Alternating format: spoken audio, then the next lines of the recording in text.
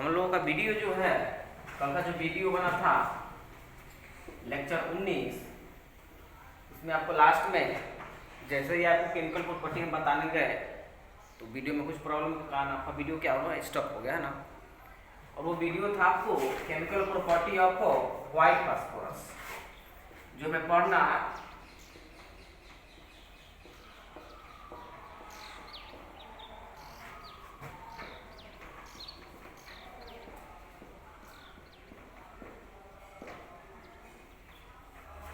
है ना। Chemical property of white phosphorus, यहाँ से हम आपको बताते हैं कि अगर एग्जाम का अगर लेवल उठाया, आपका एग्जाम का लेवल उठाया, तो यहाँ से मात्र 4 क्वेश्चन आपको आने वाला एग्जाम में। लेवल उठाने का मतलब क्या है आपसे, है ना। अगर एग्जाम का लेवल उठाता है तो रिएक्शन पूछेगा। अगर गिरा दिया लेवल, जिस तरीके से अभी आपका 19 वाला हुआ, गिरा दिया 20 वाला, इसे ना गिरा दिया तो आपको थ्योरेटिकल पूछेगा। अगर लेवल उठाया तो आपको रिएक्शन पूछेगा। और रिएक्शन ही आपको बता देते हैं किसी भी एग्जाम में। अरे बिहार बोर्ड का बात ना करें आप, है ना।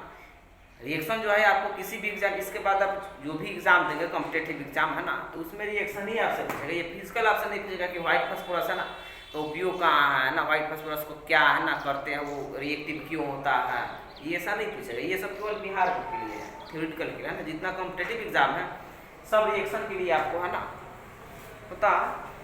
तो इसमें हम लोग जैसे ही आपको chemical property of white phosphorus, है ना, श्वेत फास्फोरस की, है ना, रासायनिक गुण देखना, और जहाँ भी रासायनिक गुण आ जाए आपको समझ जाएंगे कि हम रिएक्शन का बात करने वाले हैं, है ना। और रिएक्शन में आपको सब कुछ बता दिया, थोड़ा सा आपको रिवीजन करना पड़ेगा। जैसे हम आपसे पूछें, बताए थे आपको कि व्हाइट फास्फोरस को बाहर निकालते ही वह जलने लगता है ना।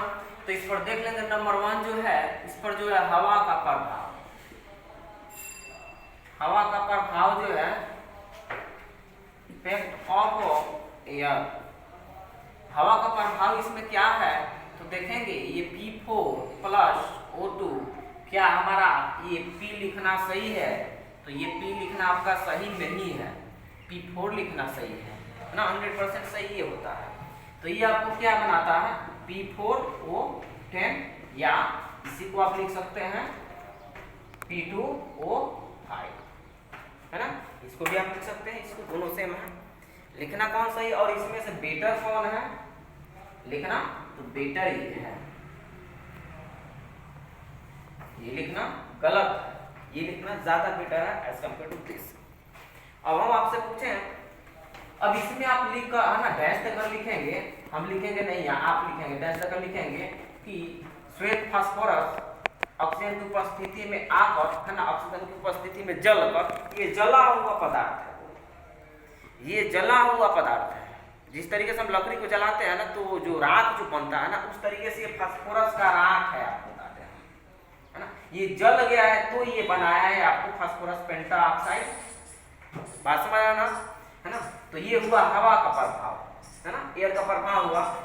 अब दूसरा जो हम आपसे पूछें, धातुओं से अभिक्रिया,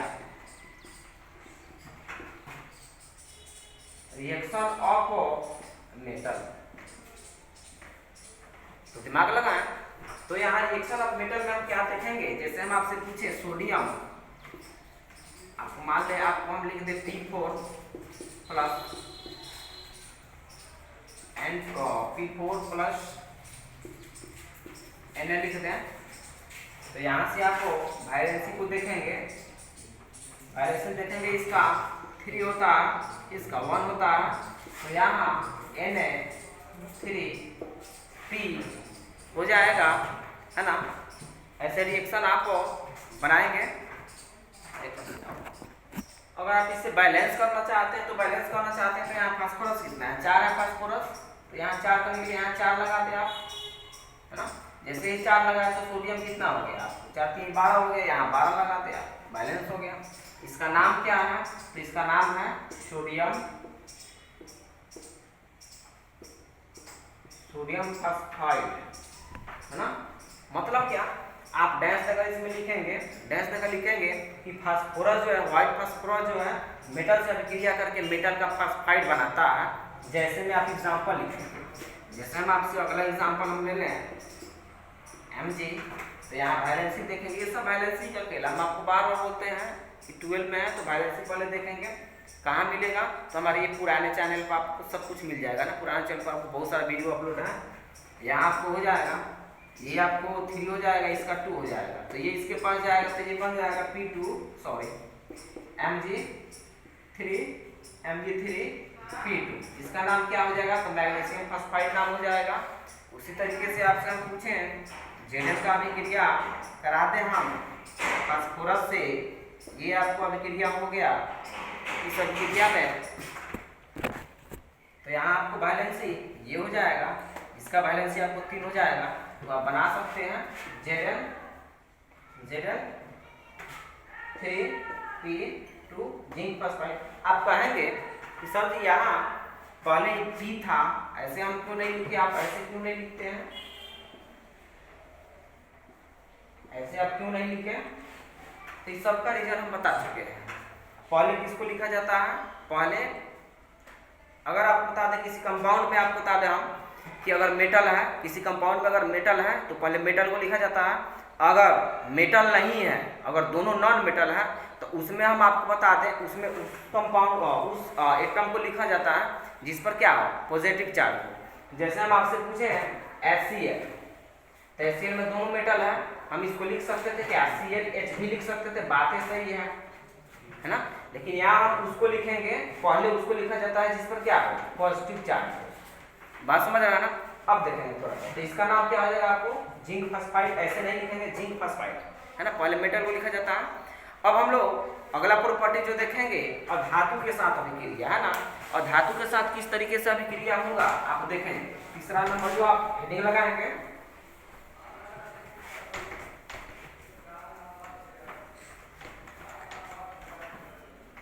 तीसरा जो हो जाएगा आपको,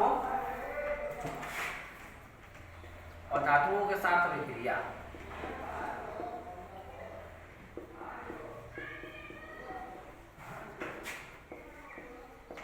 अभिक्रिया जैसे आपसे हम पूछते हैं रिएक्शन लिखता है ना, रिएक्शन है ना, अभी था नॉन मेटल लिख लेंगे आप। जैसे हम आपसे पूछें P4Cl2, तो ये आपका वैलेंसी 1 होता है, इसका 3 होता है, दिमाग लगाएंगे, थोड़ा सा दिमाग लगाएंगे। फास्फोरस का वैलेंसी 5-3, ऑक्सीडेशन नंबर बोल सकते हैं 5-3 होता है ना। तो यहाँ हम 3 लेते हैं, तो यहाँ क्या बनेगा, PCl3, है, बैलेंस करना चाहते हैं तो बैलेंस कर सकते हैं, 4 यहाँ लगा दें, 4 3 12 हो गया, तो यहाँ 6 लगा दें। उसी तरीके से आपसे हम पूछे P+Cl2, अब बैलेंस हम 5 को ले लेते हैं, 1 ले लेते हैं, तो ये क्या बना देगा, PCl5, बैलेंस करना चाहते हैं तो 4 लगाते हैं, 4 5 20 यहाँ लगाते हैं, बैलेंस हुआ। अगर यही अभिक्रिया आप देखेंगे, ये अभिक्रिया बड़ा महत्वपूर्ण चीज है, P4+H2, देखेंगे हम इसको VBI कर रहे हैं, VBI कर रहा है, इंपॉर्टेंट कर रहा है, ये ठीक है, एग्जाम में मुझे खूब पूछा जाता है, बहुत ज़्यादा पूछा जाता है, दिमाग में। ये क्या बनाएगा, तो इसका वैलेंसी 1 होता है, इसका 3 होता है ना। ये बनाएगा PH3। हमें इस रिएक्शन से मतलब नहीं है, हमें मतलब है, इससे मतलब है, इसका नाम क्या है, तो इसका नाम है फॉस्फीन।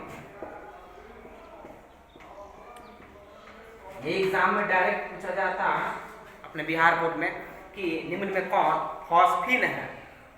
लड़का कंफ्यूजन में कहाँ पड़ जाता है, जब हम लिखवा देते हैं COCl2, तो इसका नाम है फॉस्फीन, लिख लेंगे, ये दोनों कंपाउंड लिख लेंगे, बहुत और बहुत महत्वपूर्ण है। इसका नाम है फॉस्फीन और इसका नाम है फॉस्फीन, है ना। फॉस्फीन मतलब फास्फोरस से बना, ये फॉस्फीन। दूसरा आपसे क्वेश्चन, ये जहर है, ये पॉइजन है ना। दूसरा आपसे क्वेश्चन पूछ देगा कि क्लोरीन का एक जहरीला कंपाउंड का नाम बताएं, तो ये होगा, इंपॉर्टेंट क्वेश्चन है, ये भी हुआ। तो एग्जाम में आपका पूछे जाने वाला क्वेश्चन ये है, फॉस्फीन ये है, फॉस्फीन ये है, COCl2 कार्बन ऑक्सीक्लोराइड इसको बोल सकते हैं, केमिकल जो नेम है इसका, ऐसे जो नेम है ना, जो फेमस नेम है वो है फॉस्फीन, जो कि जहर मतलब पॉइजन होता है। ये फॉस्फीन ये भी होता है, दिमाग लगा, लेकिन कम होता है ना। अभी क्या होगा, तो इसका नाम फॉस्फीन हो गया, या इसको आप ना फास्फोरस हाइड्राइड बोल सकते हैं, है ना। तो ये आपका अभिक्रिया हुआ किससे, और धातु के साथ। और भी अधातु को देख लेते हैं। और जो आपका चौथा जो प्रॉपर्टी है आपको, ये है भस्म या क्षार से अभिक्रिया। तो हम आपसे पूछें, सबसे पहले तो हम आपसे पूछें कि भस्म किसे बोला जाता है, भस्म किसे बोला जाता है। तो आप याद रखेंगे धातु प्लस ऑक्सीजन को जब मिलाएंगे ना, धातु के ऑक्साइड क्या होते हैं, भस्म होते हैं। जैसे हम आपसे पूछें Na2O, Na2O क्या है, भस्म है कि क्षार है, तो ये है भस्म है ना, ये है बेस, दिमाग लगाएंगे। जैसे हम आपसे पूछ दें MgO, मेटल के साथ ऑक्सीजन जुड़ा, ये भी भस्म हो गया। हम आपसे पूछ दें Al2O3, ये भी क्या हुआ, भस्म हुआ। हम आपसे पूछ दें ZnO, ये भी आपका भस्म हुआ। CuO, ये भी आपका भस्म हुआ। मतलब क्या कि भस्म का कंडीशन है कि मेटल के साथ आपको ऑक्सीजन अगर जुड़ जाता है तो उसको हम लोग क्या बोलेंगे, भस्म बोलेंगे। लेकिन वही भस्म क्षार कब बन जाता है ना, क्षार कब बन जाता है, तो जब इसे हम पानी में घोल देते हैं ना, जब पानी में हम इसको घोल देते हैं तो अब जो ये बन जाता है, आपको बता देते हैं, पानी में घोलने से जो ये बन जाता है वो बन जाता है आपको क्षार बन जाता है। जैसे हम आपसे पूछें, ये अब बन गया NaOH, अब ये भस्म नहीं रहा, ये क्या रहा, आपको क्षार बन गया, है ना, ट्वाइस हो गया। यहाँ आप देखेंगे तो AlOH का थ्राइस हो गया, यहाँ आप देखेंगे तो ZnOH का ट्वाइस हो गया, यहाँ आप देखेंगे तो CuOH का ट्वाइस हो गया। तो ये जो हुआ आप बता देते हैं, ये जो है ये क्षार है ना, ये क्षार है, ये भस्म है ना। मतलब क्या, भस्म को हम जल में जब डाल देते हैं तो ये क्षार बन जाता है। लेकिन हमको अभिक्रिया किससे कराना है, क्षार से, भस्म या क्षार से। तो देखेंगे रिएक्शन, ये रिएक्शन आपको बता देते हैं। ये जो रिएक्शन हम बताने जा रहे हैं, ये आपको जेईई में नीट तक भी है ना पूछा जा चुका है ना। जैसे इस रिएक्शन को आप इंपॉर्टेंट कर लेंगे, देखेंगे हम VVI कर देते हैं। हम आपको बता दें, ये जेईई में IIT नीट तक भी एक क्वेश्चन पूछा जा चुका है। जैसे हम आपसे पूछे हैं, कहता है इसमें डैश देकर आप लिखेंगे कि क्षार के विलयन की अभिक्रिया, क्षार के विलयन की अभिक्रिया, दिमाग लगाएंगे, क्षार तो होना चाहिए, प्लस कैसा होना चाहिए, उसका विलयन होना चाहिए। क्षार के विलयन की अभिक्रिया जब हम लोग, दिमाग लगाना, इसमें डैश देकर देखेंगे, क्षार प्लस विलयन मतलब क्षार होना चाहिए। क्षार के रूप में क्या होना चाहिए, आपको NaOH होना चाहिए, KOH होना चाहिए, लेकिन इसका विलयन होना चाहिए। तो इसका विलयन कब बनेगा, जब आप इसमें क्या मिला देंगे, जल मिला देंगे, है ना। जब जल मिला देंगे तो अब इसको बोलेगा आपको क्षार विलयन, क्षार विलयन ना। तो जब क्षारीय विलयन की अभिक्रिया जब हम लोग व्हाइट फास्फोरस के साथ कराते हैं, ये बहुत ही महत्वपूर्ण आपका रिएक्शन है ना, क्षारीय विलयन की, है ना, क्षार विलयन की अभिक्रिया जब हम लोग व्हाइट फास्फोरस के साथ कराते हैं तो आपको क्षार ले लेते हैं NaOH, प्लस में अगर इसका विलयन है तो क्या होगा, H2O। जब इसकी अभिक्रिया हम लोग कराते हैं, व्हाइट फास्फोरस की अभिक्रिया क्षारीय विलयन के साथ कराते हैं अभिक्रिया, तो यहाँ NaH2PO2 बनता है और PH3 गैस प्राप्त होता है। यही बात आपको पूछा है IIT में, आप बता देते हैं कि क्या होता है जब व्हाइट फास्फोरस का रिएक्शन है ना, सॉल्यूशन अब है ना, ये बेसिक सॉल्यूशन के साथ आपको कराया जाता है, तो आपको कौन सी गैस निकलती है, तो ये निकलती है गैस, आपको बता देते हैं फॉस्फिन गैस। उसमें भी आपको ऑप्शन में दिया था फॉस्जिन गैस, जबकि अंतर आपको पकड़ना पड़ेगा, है ना। तो ये आपका हुआ क्या, फॉस्फिन गैस हुआ। यानी इसका कहने का मतलब ये, किसी भी हम लोग क्षार के विलयन, क्षारीय विलयन हो, उसकी अभिक्रिया हम लोग क्या करेंगे, व्हाइट फास्फोरस के साथ कराएंगे, तो यहाँ जो आपको गैस जो रिलीज होगी वो फॉस्फिन गैस रिलीज होगी। उसी तरीके से आप अगर कराते हैं P4 का रिएक्शन, अगर आप KOH के साथ कराते हैं और इसका जलीय विलयन होना चाहिए, विलयन तभी बनेगा जब आपके पास क्या होगा, वाटर होगा।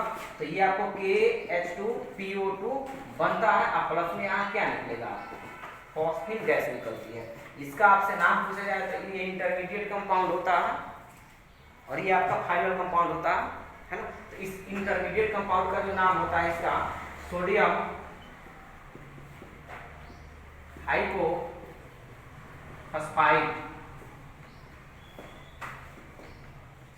उसी तरीके से इसका नाम क्या हो जाएगा, पोटेशियम हाइपोफॉस्फाइड। उसके बाद में हम सीखेंगे आपको, या तो हम बोले आपको 3 रिएक्शन जो है यहाँ बहुत ही महत्वपूर्ण है, जिसमें से तीसरा आप देखेंगे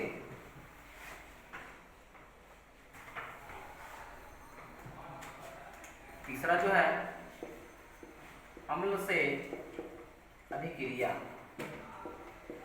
यहाँ हम कौन से एसिड को लेंगे, तो यहाँ कंडीशन है स्ट्रॉन्ग एसिड को लेंगे, है ना। स्ट्रॉन्ग एसिड में आपको जनरली H2SO4 और HNO3 होता है। ये भी आपको हम बताया है, ये जो दोनों जो होता है स्ट्रॉन्ग ऑक्सीडाइजिंग एजेंट होता है, ये भी एग्जाम में पूछता है ना। ये जो होता है आपको सबसे पहले तो आपको डिसोसिएशन देखना पड़ेगा कि H2SO4 डिसोसिएट होकर क्या देता है। रिएक्शन ये ऐसे ही नहीं करता, पहले टूटता है, कितना बार आपको होता है, पहले ये टूटेगा, डिसोसिएट होगा H2SO4, रिएक्शन करने से पहले ये डिसोसिएट होता है, डिसोसिएट होकर ये क्या देता है, ये देता है आपको SO2 प्लस H2O प्लस नवजात ऑक्सीजन को देता है, नेसेंट ऑक्सीजन को देता है। दूसरा जो है HNO3, ये जो होता है डिसोसिएट होकर NO2 plus H2O plus nascent oxygen को देता है। यहाँ हम आपसे पूछें, इसके पिछले वाले लेक्चर में भी आपको बताया है कि अभिक्रिया में ना ये SO2 भाग लेता है और ना ही H2O भाग लेता है, केवल कौन भाग लेता है, तो ये लेता है ऑक्सीजन। लेकिन ये कौन सा ऑक्सीजन है, तो नेसेंट ऑक्सीजन है। ये जो है नवजात ऑक्सीजन है और ये जो होता है काफी है ना बहुत ही अधिक रिएक्टिव होता है। और ये ऑक्सीजन है और ऑक्सीजन किसी के साथ जुड़ता है तो क्या करता है, उसको ऑक्सीकृत करता है। दिमाग लगाएंगे, थोड़ा सा दिमाग लगाएं। हम आपसे पूछें, ये आपको परमानेंट रिएक्शन हुआ, मतलब क्या, अगर कहीं भी सल्फ्यूरिक एसिड का रिएक्शन हो या HNO3 का रिएक्शन हो तो उस रिएक्शन को कराने के पहले आपको बता देते हैं इस परमानेंट रिएक्शन को याद रखना पड़ेगा। क्या करना पड़ेगा इसमें, ये याद रखना पड़ेगा, ये याद रखना पड़ेगा और यहाँ आपको याद रखना पड़ेगा नेसेंट ऑक्सीजन। आप पूछेंगे कि सर ये नेसेंट ऑक्सीजन क्या है ना, इन्वर्टेड कॉमा में क्यों रखे हैं, तो अगर इसको ऐसे नहीं रखे हैं तो यहाँ अगर दो बैलेंस करें तो ये क्या लगेगा, ये लगेगा कि ये हम 20 लिखे हैं, है ना। अब देखें इसका रिएक्शन, तो इसमें आप डैश देकर लिखेंगे और ये H2SO4 और HNO3 कैसा होना चाहिए, ये जो होना चाहिए आपको कॉन्क होना चाहिए। कॉन्क का मतलब क्या होता है, सांद्र होना चाहिए। सांद्र का मतलब क्या, स्ट्रॉन्ग, है ना। 90% एसिड होना चाहिए और 2% वाटर होना चाहिए। अब जो है ये रिएक्शन आपको पूछा जा चुका है, इंपॉर्टेंट कर देते हैं इसको, देखेंगे P4 की अभिक्रिया हम लोग जब H2SO4 के साथ कराते हैं, आप इसमें डैश देकर लिखेंगे अम्ल के साथ अभिक्रिया। इसमें आप लिखेंगे कि सांद्र H2SO4 और HNO3 की अभिक्रिया व्हाइट फास्फोरस के साथ कराते हैं तो ये परमानेंट देखेंगे, यहाँ H2SO4 के साथ अभिक्रिया कराते हैं तो H2SO4 में जो परमानेंट रिएक्शन पहले उसको लिख देंगे, क्या निकला SO2 प्लस में H2O।